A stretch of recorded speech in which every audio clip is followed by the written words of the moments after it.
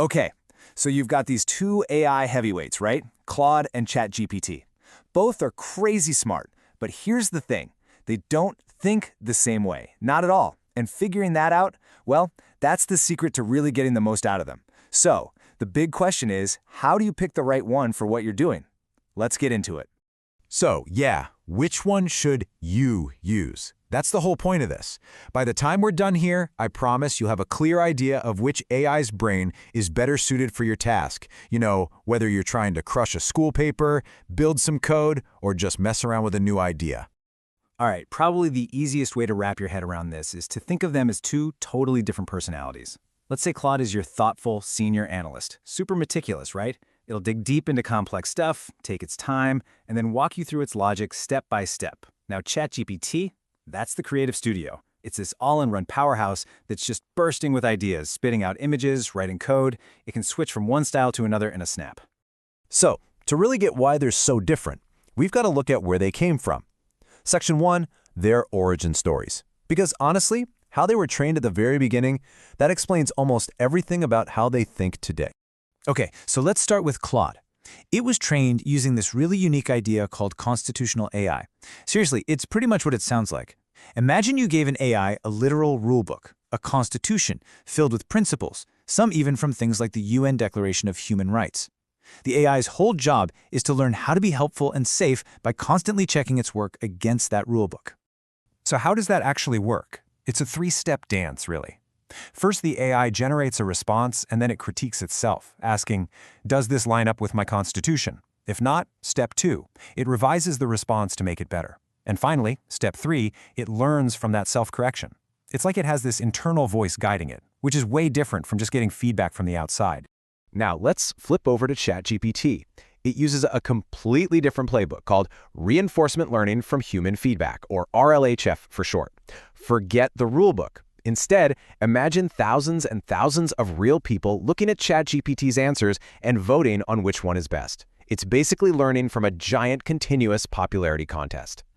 And that's the key takeaway right there. At its core, ChatGPT is built to predict which answers you, a human, are going to like the most. It's been trained to win that popular vote, and that's exactly why it feels so natural to talk to and why it's so dang useful for so many different things. All right, section 2, their moral compass. Because these two very different training styles lead to, you guessed it, very different ways of deciding what's right and wrong, or safe and harmful.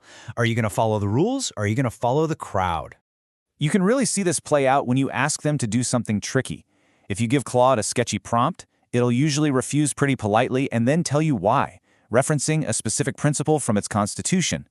ChatGPT, on the other hand, is guided by what humans have thumbs downed in the past, so it might just shut down the request, no explanation given, sometimes being a little too cautious just to be on the safe side. And check this out. This is from Claude's actual constitution. It has a strict priority list. And look what's at the very bottom. Number 4, be genuinely helpful. That's a huge deal. It means being safe and ethical will always trump being helpful if there's ever a conflict. That right there explains why Claude can sometimes feel a bit more, well, reserved. Okay, enough with the theory. Let's get to the good stuff. Section 3, the real-world showdown. How do these different ways of thinking actually stack up when you need to get something done? Let's see what happens when the analyst goes up against the studio. First up, creative writing. The difference here is night and day. Claude writes like an author. The tone is warm, intuitive. It just feels more human. It's got this natural flow that's amazing for storytelling. ChatGPT?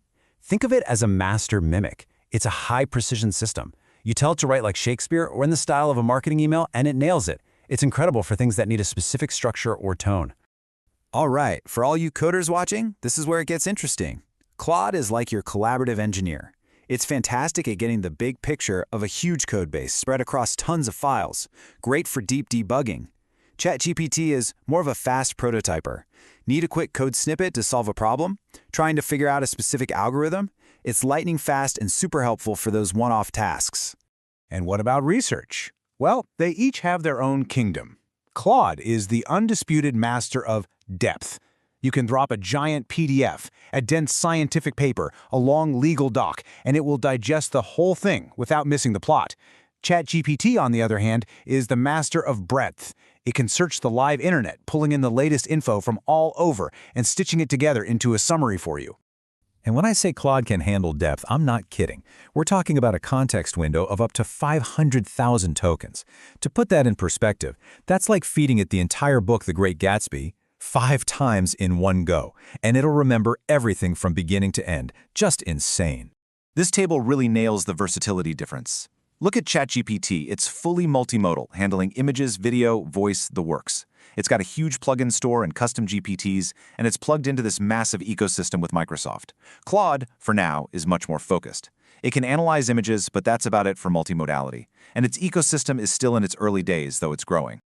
Okay, so after all that, we're at our final section. Section 4. Who's your champion? Because at the end of the day, it's not about which one is better. It's about which one is the right champion for your task. So, let's break it down. You should go with Claude if you need that deep thinker. We're talking analyzing long documents like legal contracts or research papers. Or if you want to write something with real, natural human emotion. It's also your go-to coding partner for those big, messy projects. Basically, when you need a cautious, principle-driven specialist, Claude's your AI.